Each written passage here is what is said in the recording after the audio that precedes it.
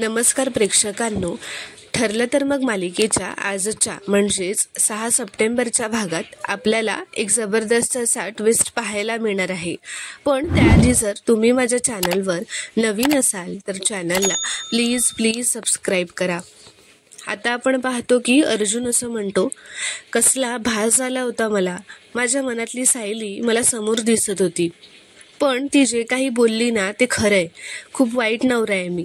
तेवढ्यातच आता कल्पना अर्जुनच्या खोलीत येते व अर्जुनला असं म्हणते की मी तुला सायलीच्या आवडत्या गोष्टींची लिस्ट बनवायला सांगितली होती ना. खाली मगाशी जेव्हा आपण खेळ खेळत होतो ना तेव्हाच माझ्या लक्षात आलं होतं की तुला काहीही माहिती नाहीये सायलीबद्दल. काय रे अर्जुन तू, आता ना तू थोडा विचार कर आणि सायलीबद्दल निदान 3-4 गोष्टी तरी लिही आणि उद्या पहाटे 5 वाजता खाली ये. तर अर्जुन म्हणतो, पण सायली तर रोज सकाळी पहाटे 5 वाजता उठते ना, तिने अलार्म सेट करून ठेवलाय तसा. तर कल्पना म्हणते, उद्या आपण सायली डे सेलिब्रेट करणार आहोत, मग आता तिचा अलार्म कसा बंद करायचा ही जबाबदारी तुझी आहे. अरे 1 दिवस तरी झोपू दे तिला उशिरापर्यंत. तर अर्जुन म्हणतो, ओके डन, उद्या माझ्या बायकोला फुल आराम. तर आता कल्पना तिथून निघून जाते. अर्जुनला आता त्याच्या खोलीत त्याची स्क्रॅप बुक सापडते. अर्जुन आता ती उघडून बघतो व म्हणतो की अरे वा, माझी जुनी स्क्रॅप बुक, नाईस आयडिया. मी सायलीला आता अशी स्क्रॅप बुक भरायला सांगतो, म्हणजे मला लगेचच कळेल की तिला काय काय आवडतं आणि काय नाही ते. तर आता इथे दुसरीकडे महिपतच्या घरी एक त्याचा माणूस येतो व त्याला असं म्हणतो की साहेब, सुभेदारांच्या घरची सगळी माहिती तुम्ही काढायला सांगितली होती ना ती काढली आहे. असं म्हणत तो त्यांच्या घरातल्या सगळ्यांचा आता फोटो दाखवून प्रत्येकाची माहिती सांगत असतो व नंतर विचारतो की सांगा साहेब, तुम्ही फक्त बोला, या सगळ्यांना एकदाच उडवतो. तर महिपत म्हणतो, तुझा जेवढा मेंदू आहे ना तेवढंच बोल तू. सगळ्यांना एकत्र खपवायचं असतं तर प्रत्येकाची वेगवेगळी माहिती तुला काढायला सांगितली असती का मी? नाही ना, प्रत्येकाला वेगवेगळं करून त्याचे हाल करून मारायचंय. मांजर नाही का उंदराला खेळवत खेळवत मारते तसं. म्हणजे आपण मांजर आणि मेलेलं उंदीर कोण? तर अर्जुन सुभेदार. तर तो माणूस म्हणतो, मग साहेब पहिल्यांदा याच्यातलं कोणाला खेळवायचं? तर महिपत म्हणतो, अर्जुन सुभेदारच्या बहिणीला, त्या अस्मिताला. लग्न झालंय ना तिचं, नवरा फॉरेनला असतो, अधीमधी कधी माहेरी येत असते ती. तर त्याची माहिती काढा आता. पहिला बाण मारायचा अर्जुन सुभेदारच्या बहिणीला आणि तो लागणार अर्जुन सुभेदारच्या छाताडात. तर आता रात्र झाल्यावर अर्जुन त्याच्या खोलीत सायली याची वाट बघत असतो. सायली अर्जुनसाठी दूध घेऊन येते. अर्जुनचा आता प्लॅन ठरलेला असतो. तो आता सायलीला ती स्क्रॅप बुक देणार असतो, म्हणून आता अर्जुन त्याचं नाटक चालू करतो. अर्जुन बेडवर जाऊन बसतो, स्क्रॅप बुक त्याची वाचत असतो व आता तो सायली आल्यानंतर तिला सांगतो की तो ती स्क्रॅप बुक वाचत असतो आणि हसत असतो. सायली त्याला असं विचारते की हे काय आहे, स्क्रॅप बुक म्हणजे काय असतं? तर अर्जुन म्हणतो, यात सगळ्या आपल्या आवडीच्या गोष्टी लिहून ठेवायच्या असतात. आता अर्जुनने त्याच्या ज्या आवडीच्या गोष्टी लिहून ठेवलेल्या असतात त्या तो वाचून दाखवत असतो सायलीला. तर सायली म्हणते, माझ्या शाळेत तर असला काही प्रकारच नव्हता. अर्जुन म्हणतो, म्हणजे तू कधीच स्क्रॅप बुक नाही भरलीस? तर सायली म्हणते, नाही. तर अर्जुन म्हणतो, थांब, माझ्याकडे ना 2 नवीन स्क्रॅप बुक आहेत. आता तो लगेच ते सायलीला आणून देतो. सायलीच्या लगेच लक्षात येतं, तिला समजलेलं असतं की हे सगळं अर्जुन प्लॅनिंग करतोय.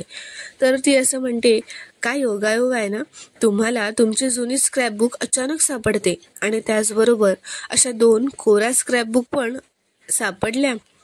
काय योगायोग आहे ना. तर अर्जुन म्हणतो, हा योगायोगच आहे. तर सायली म्हणते की तुम्हाला तो KYP गेम खेळताना कळलं की तुम्हाला तुमच्या बायकोबद्दल तर काहीच माहिती नाहीये.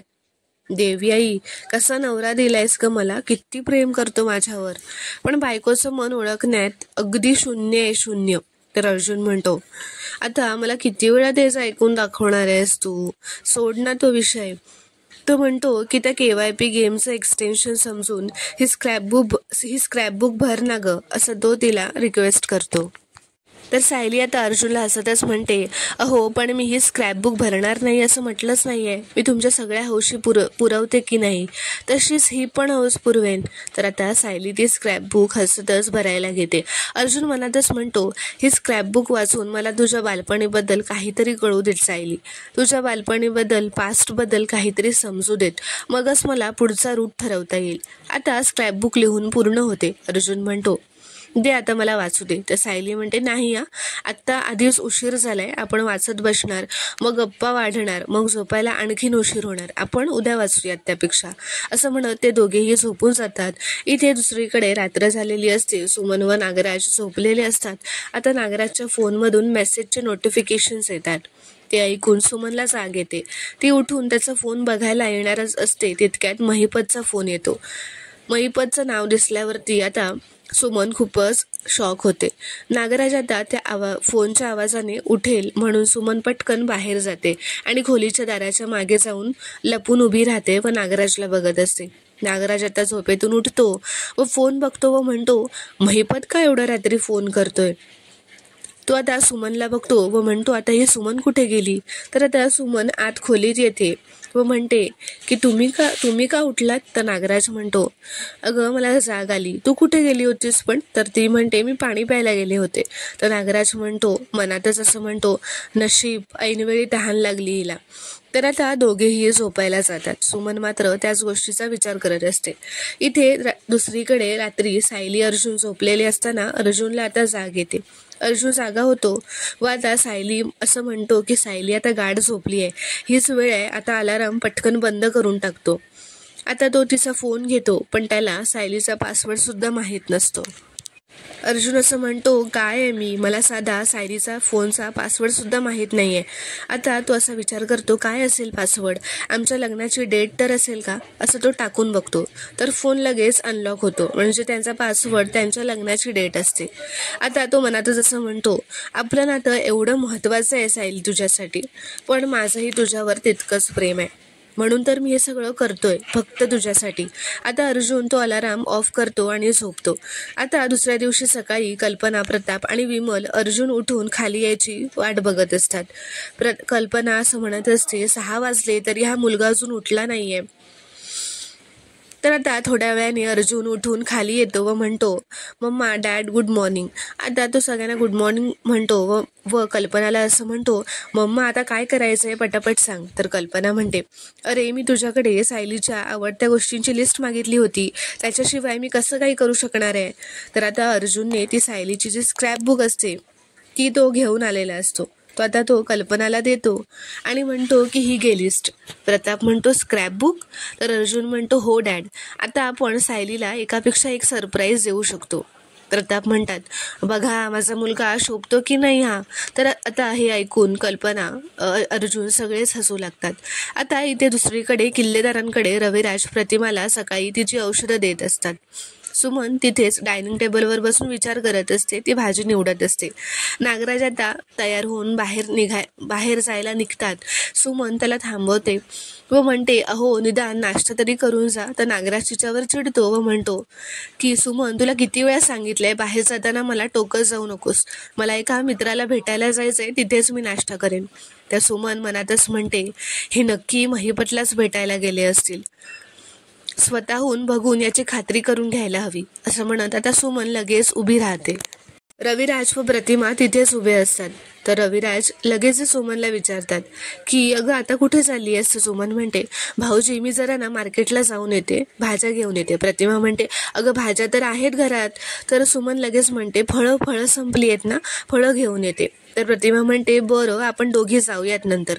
तर सुमन म्हणते, नको वहिनी, मी स्वतः जाऊन घेऊन येते.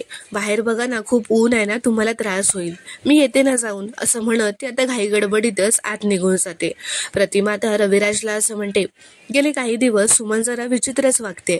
स्वतःच्याच विचारात काय असते आणि काहीतरी विचारलं की पटकन दचकते. मला ना ती खूप अस्वस्थ वाटते, काय झालं असेल असं आता ती रविराजला विचारते. तर आता इथे सायलीला सकाळी जाग आलेली असते. तिला उठायला उशीर झालेला असतो. अर्जुन येऊन सकाळी समोरच येऊन उभा राहतो. सायलीचे आता डोळे उघडतात. तिला जाग येते. ती बघते, ती मोबाईल बघते तर 7 वाजलेले असतात. ती पटापटच घाबरून गोंधळून उठते व म्हणते, काय हो, तुम्ही उठवलत का नाही मला? बघा किती उशीर झाला.